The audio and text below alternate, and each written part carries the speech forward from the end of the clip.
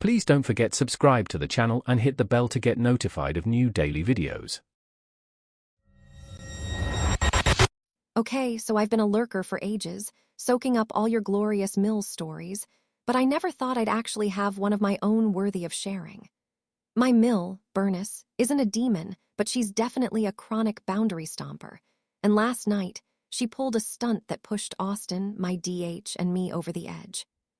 Quick background, Austin and I own a lovely house in a quiet neighborhood.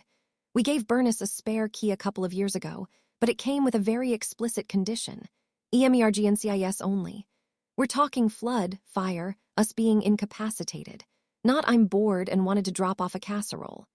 We've also had countless conversations about calling or texting before coming over. We both work demanding jobs, cherish our downtime, and sometimes, honestly, we just don't want company without warning. She always nods, says she understands, then proceeds to ignore us. Yesterday was a rare, peaceful Saturday evening. Austin and I were unwinding on the couch, watching a movie, phones on silent. Suddenly, we heard the distinct jingle of keys, followed by the sound of our front door opening. Austin and I exchanged a look that, oh, dear God, she wouldn't dare look. And there she was, Bernice, waltzing in, a saccharine smile on her face, holding a covered dish. Bernice, oh, good, you're home. I was getting worried you weren't answering your phones. I just whipped up my famous lasagna. Austin, suddenly leaping up, eyes wide with exaggerated panic. Tina, the go-bag, is Sir Reginald accounted for? Me, immediately catching on, jumping up with equal fervor. Oh my God, Austin, I don't know. I can't find his tiny emergency tuna treats. He usually hides under the sofa when he senses danger. Sir Reginald, where are you, my fluffy friend? Bernice stood there, the lasagna still in her hands, looking utterly bewildered. Sir Reginald? Who is Sir Reginald? Are you talking about your cat, Mittens? And what go-bag?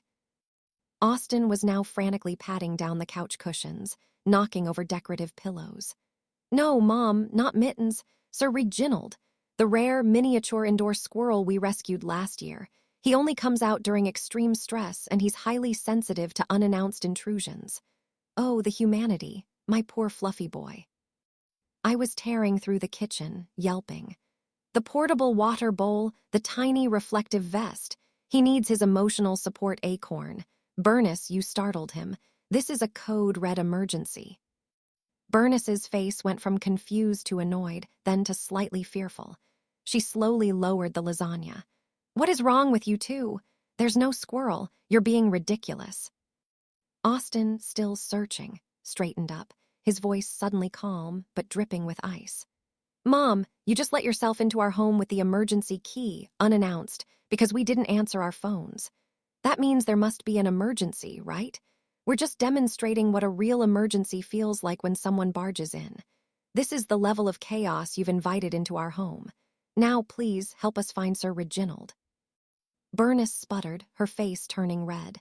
But I just wanted to bring you dinner. You should answer your phones. Austin, not answering is a boundary, Mom. You took a hint we didn't want to talk right then and decided to violate another one.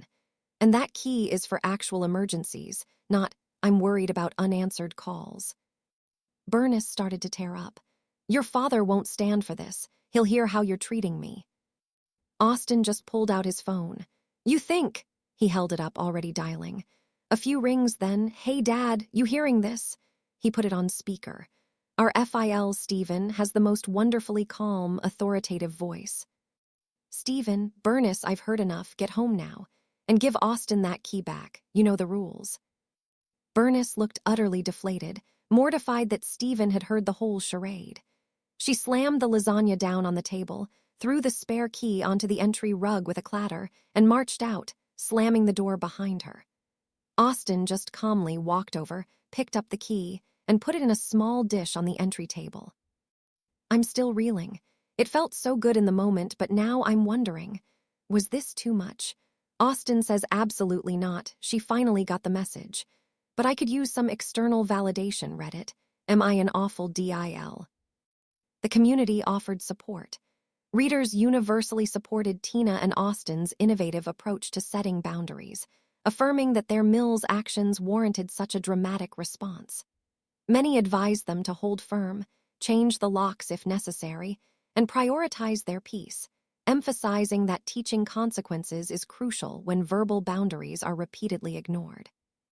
User MIL Whisperer 23 said, "NTA, not even a little bit.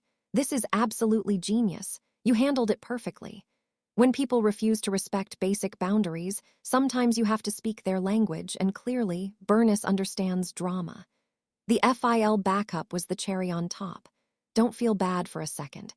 Your home is your sanctuary, not her personal social club. User Doorbell Dodger said, "OMG, this is amazing. I wish I'd thought of something like this with my own mom. We went the change the locks and ignore her calls for a week route, but this is art. She violated a clear trust by using an emergency key for a non-emergency. You taught her a lesson about what a real emergency feels like. Hold that boundary, Queen. You are a hero." User Just Asking said, "While I understand the frustration, don't you think staging an elaborate fake emergency might have been a bit confusing for Bernice? She might genuinely not grasp the severity of her actions, and this just created more drama. Perhaps a more direct, calmer conversation about consequences would be more effective in the long run." If you enjoyed this video, please hit the thumbs up button to like it. And please do subscribe to support the channel.